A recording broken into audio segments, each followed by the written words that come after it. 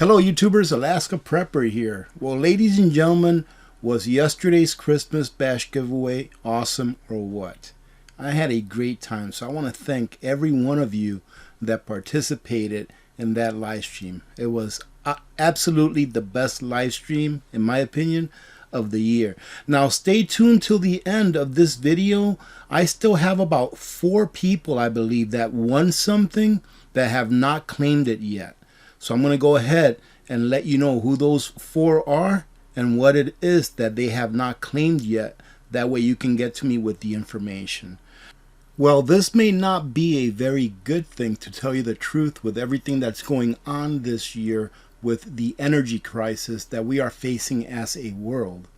You all know that I subscribe to thinking that climate change is just that. It's something that changes all the time. And although some people that are on the opposite side of the global warming aisle may see this as a good thing, in a way I kind of see it as a disaster waiting to happen. Meaning that we're going to have a colder winter this year, especially in those parts of the United States of America where they are having a real shortage of heating fuel for those homes that heat with heating fuel. Here it says Northern Hemisphere snow covers at 56-year high. Well, take a look at this chart, ladies and gentlemen. If you take a look at this purple line, I believe it is, that is this year, and it signifies the snow cover across the Northern Hemisphere. And as you can see, it is at a 56-year high. It is higher than the last record set 56 years ago. That tells me that this year, in certain parts of the world, especially in the Northern Hemisphere, there's going to be bitter cold. And again, that may not be a very good thing because of the fuel crisis we've got going on right now. Now, something else that is going on, and something else besides that for the Northern Hemisphere, that may very well affect our crops, our plantings for like wheat, winter wheat, going into next year, and next year's planting as well. So keep that in mind, ladies and gentlemen. But if you haven't heard, in the Southern Hemisphere, I forgot the name of that volcano. It was an underground volcano that was under the sea. And if you all remember, that thing was a massive volcanic eruption that sent water vapors, sulfur, and particulates all the way up into our atmosphere. And it is now working its way around the bottom half of the world, the Southern Hemisphere. And in the Southern Hemisphere, that is a very large food production part of the world, ladies and gentlemen. So look out for next year for those countries that are in the lower hemisphere of the world to have worse crops than they did last year, just because of the drop in temperature, because of all of those particulates in the atmosphere. That's not counting the deficit that they have in fertilizer. Where am I getting at, ladies and gentlemen? Is that not only are we in for somewhat of a rough patch due to natural causes, but we're also in right now a rough patch due to man-made problems. So just continue to prepare. If you're completely prepared, fill in those gaps. Continue to fill in those gaps, because I believe that next year food prices are going to double. I hope I'm 100% wrong. Now imagine if I would have been right earlier this year, ladies and gentlemen.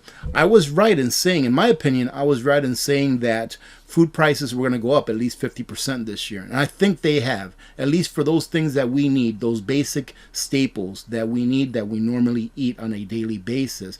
But earlier this year, I said that because of all of the money printing that was going on, I said that I saw oil prices going $150 or more. And thank goodness, I am very happy that I was wrong, because imagine what prices we would be paying at the pump or for heating oil if oil prices were at $150 from where they are now. I think right now they're like $90 or something like that a barrel. If they were $150, just imagine the price at the pump. No one would be able to afford to drive. So sometimes it is good to be wrong on certain things, and for that I am glad.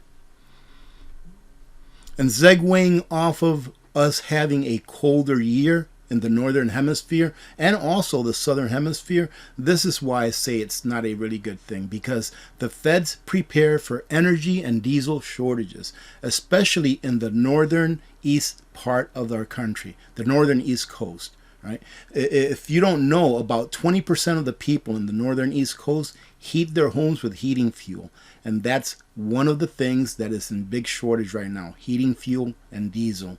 Are the refineries still keeping up with production?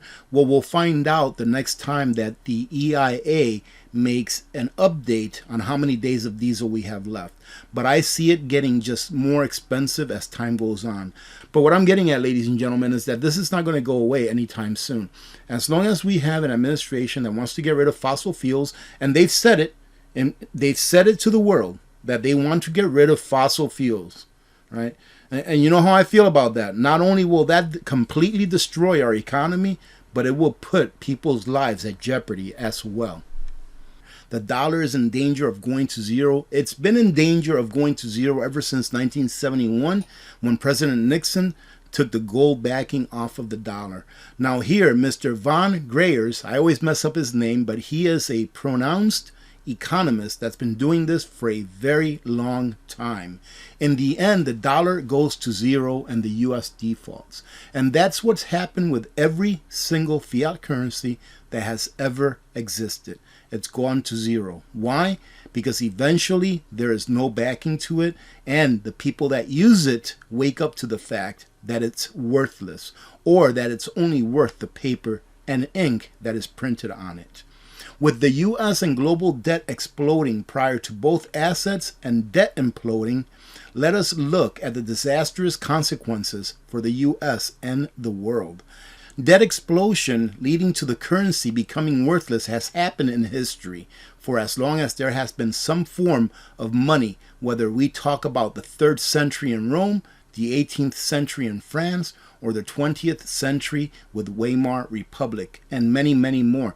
There's been, I believe, over 600 fiat currencies since the year 1060, I believe, which is when the first fiat currency was developed. And I do believe, correct me in the comments, that it was by China. China was the first country to ever develop a fiat currency.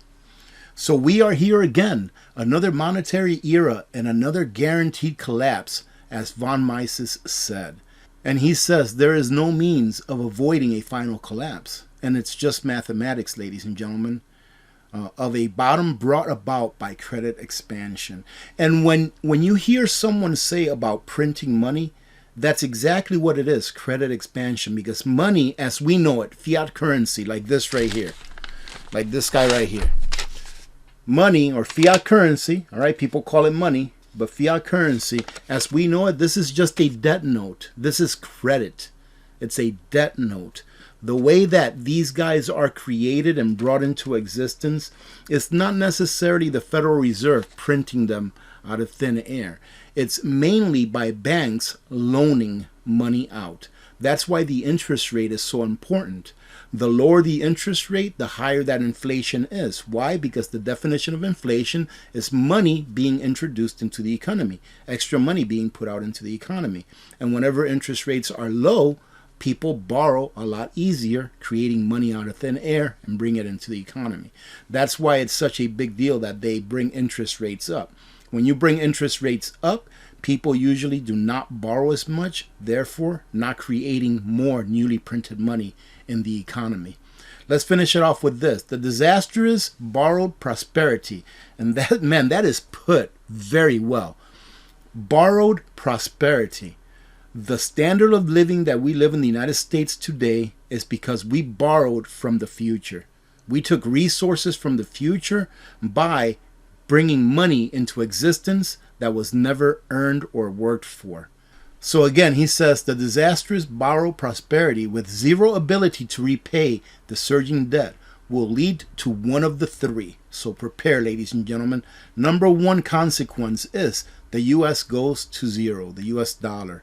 The U.S. defaults, which both of them is the same thing. The U.S. dollar going to zero is a way of the United States of America defaulting on their debt. All right, so it says here a U.S. default where the U.S. just pretty much says, like in 1971, the U.S. really defaulted when they took the gold backing from the dollar. So if the U.S. says we just default, we're not going to pay any of our debts, that would be really, really bad because we import almost everything that we use. And number three, both of the above. I believe that number three is more likely than one of the other, but governments always print to try to get themselves out. So it'll be one and then it'll be two. Once we go into hyperinflation, number two, where the U.S. defaults, will actually have already come true or been realized. I'm not sure if you've been taking a look at what's happening in China right now, but right now, their country, I would say that they're in martial law because there's military all over the streets. There's people rioting everywhere. They are tired, and we are not there yet. We Western nations are not there yet. What's happening in China is what happens when the people have had enough and they tell themselves, hey, we have nothing left to lose, so why not revolt?